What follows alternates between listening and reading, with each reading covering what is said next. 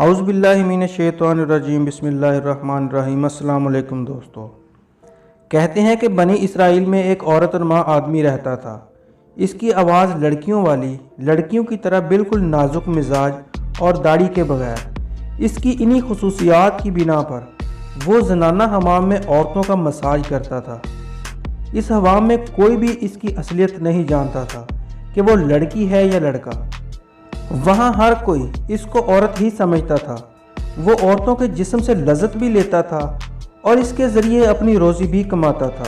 اکثر دفعہ اس کے ضمیر نے اس کو ملامت بھی کیا، جس کی بنا پر اس نے اس کام سے کئی بار توبہ بھی کی، لیکن جتنی بار اس نے توبہ کی اتنی ہی بار اس نے توبہ کو توڑا بھی اور پھر دوبارہ گناہ کے راستے پر چل نکلا، کیونکہ کہا جاتا ہے کہ کسی کے دل میں توبہ کا خیال آنا خوش بختی کی علامت بھی ہے، اور جو آدمی گناہ کو گناہ ہی نہ سمجھے ایسا شخص بہت ہی بدقسمت ہے۔ اسی طرح کا معاملہ اس عورت نما آدمی کا بھی ہوا۔ کہتے ہیں ایک بار کسی بادشاہ کی ایک بیٹی اس حمام میں مساج کے لیے آئی۔ جب وہ مساج سے فارغ ہو کر واپس جانے لگی، اس نے دیکھا کہ اس کے گلے میں موتیوں کا ہار نہیں ہے۔ ناظرین، وہ ہار ہیرے موتیوں کا ایک مہنگا ترین ہار تھا۔ سب نے ہار کو بہت ڈھونڈا مگر کسی کو کوئی ہار نہیں ملا۔ آخرکار اس بادشاہ کی بیٹی نے حکم دیا کہ حمام میں جتنی بھی عورتیں ہیں ان کی تلاشی لی جائے۔ جب ان تمام عورتوں کی تلاشی لے لی گئی تو ہار کسی سے بھی برآمد نہیں ہوا۔ جب اس عورت نما آدمی جس کا نام نسوخ تھا اپنی رسوائی کے ڈر سے کہیں چھپ گیا، اس کو اس بات کا اندازہ تھا کہ اب اس کی باری ہے اور ملکہ کی کنیزیں اس کو ڈھونڈ رہی ہیں۔ اس عورت نما آدمی نے اپنے دونوں ہاتھ اٹھائے اور اپنے اللہ کی بارگاہ میں سچے دل سے توبہ کر لی اور اپنے رب کریم سے وعدہ کیا کہ آئندہ کبھی بھی اس طرح کا کوئی کام نہیں کروں گا، اور اپنے رب کے سامنے رونے لگا اور سچے دل سے اللہ تعالیٰ کو پکارنے لگا کہ اے رب کائنات، میری لاج رکھ لے اور مجھے دنیا کے سامنے رسوا ہونے سے بچا لے۔ ابھی اس کے ہاتھ اٹھے ہوئے ہی تھے کہ رب کائنات کی رحمت کو جوش آ گیا۔ اتنے میں باہر سے آواز آئی کہ ہار مل گیا ہے۔ اس نسوخ نے شہزادی سے اجازت لی اور اپنے گھر آ گیا۔ اس نے قدرت کا کرشمہ اپنی آنکھوں سے دیکھ لیا تھا اور ہمیشہ کے لیے سچی توبہ کر لی۔ اب جب وہ کئی دنوں تک حمام میں واپس نہ گیا، اسی دوران اس شہزادی نے نسوخ کو پیغام بھیجا کہ حمام آ کر میرا مساج کر دے۔ یہ شہزادی ہمیشہ اسی سے مساج کروایا کرتی تھی۔ جب نسوخ کے پاس پیغام پہنچا تو اس نے بہانہ کیا کہ اس کے ہاتھ پر چوٹ لگی ہے اور ہاتھ میں شدید درد ہے، جس کی وجہ سے میں مساج نہیں کر سکتا۔ اس نے فیصلہ کیا کہ دوبارہ کبھی حمام نہیں جائے گا، لیکن اس حمام پر آنے والی جتنی بھی عورتیں تھیں اسی نسوخ سے مساج کروایا کرتی تھی اور اس کو بار بار پیغام بھیجتی تھی۔ اب نسوخ کو اس بات کا اندازہ ہو گیا تھا کہ اس کا اس شہر میں رہنا مناسب نہیں۔ اس نے اپنی ساری دولت جو غلط طریقے سے کمائی گئی تھی یہ تمام دولت لوگوں میں بانٹ دی اور خود شہر سے کہیں دور ویران جگہ پر جا کے رہنے لگا اور اپنے رب کی عبادت کرنے میں مشغول ہو گیا۔ ایک دن وہ بیٹھا رب کا ذکر کر رہا تھا کہ اچانک اس کی نظر ایک گائے پر پڑی جو گھاس چرتے چرتے اس کے پاس آ گئی۔ اس نے ادھر ادھر دیکھا تو اسے کوئی انسان نظر نہیں آیا اور نہ ہی کوئی اور گائے۔ اس نے اندازہ لگایا کہ گھاس چرتے چرتے گائے یہاں تک آ پہنچی ہے۔ اس نسوخ نے اس گائے کی دیکھ بھال شروع کر دی، یہ سوچ کر کہ جب کوئی اس کا وارث آئے گا تو اسے واپس کر دے گا۔ دن گزرتے گئے اور وہ اس کی دیکھ بھال کرتا رہا۔ آخرکار اس گائے نے ایک بچہ دیا۔ اس کے بعد نسوخ اس گائے کا دودھ بھی استعمال کرنے لگا۔ کافی دن گزرنے کے بعد ایک تجارتی قافلہ جو کہ اپنا راستہ بھول چکا تھا، وہ قافلہ اس نسوخ کے پاس آ پہنچا۔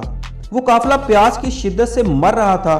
انہوں نے نسوخ سے پانی کا مطالبہ کیا، لیکن اس نسوخ نے پانی کی بجائے ان تمام قافلے والوں کو دودھ پلا دیا۔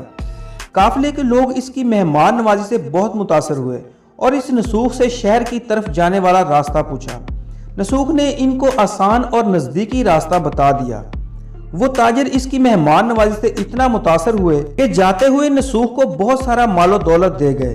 نسوخ نے اس قافلے والوں کے دیے ہوئے پیسے سے وہاں ایک پانی کا کنواں کھدوا دیا اور آہستہ آہستہ وہاں لوگ بسنے لگے۔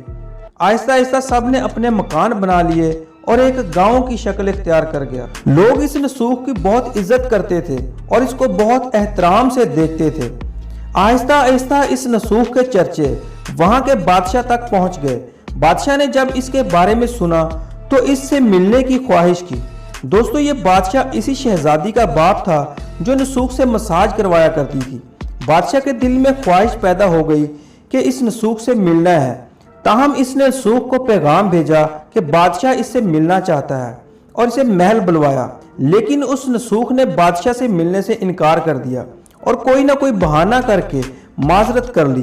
بادشاہ کو جب پتا چلا کہ اس نے ملنے سے انکار کر دیا ہے، بادشاہ کو بہت تعجب ہوا، لیکن بادشاہ خود نسوخ سے ملنے کے لیے اس کی طرف چل پڑا۔ جاتے جاتے راستے میں ملک الموت کو اشارہ ہوا کہ وہ بادشاہ کی روح کو قبض کر لے۔ ناظرین، اور پھر یہ اس زمانے کی رسم و رواج کے مطابق اور بادشاہ کے نسوخ سے محبت کو دیکھتے ہوئے لوگوں نے نسوخ کو بادشاہ بنا دیا۔ نسوخ نے سب سے پہلے اپنے ملک میں عدل و انصاف کا نظام قائم کیا اور اس شہزادی سے شادی کر لی۔ ایک دن جب نسوخ لوگوں کی فریادیں سن رہا تھا، اچانک ایک آدمی آیا اور بادشاہ سے کہنے لگا کہ میری ایک گائے کچھ سال پہلے گم ہو گئی تھی اور میں آپ سے اپنی گائے کا طلبگار ہوں۔ جس پر نسوخ نے کہا کہ تمہاری گائے میرے پاس ہے، یہ جو تم سب بادشاہ دیکھ رہے ہو یہ تمہاری گائے کی ہی بدولت ہے۔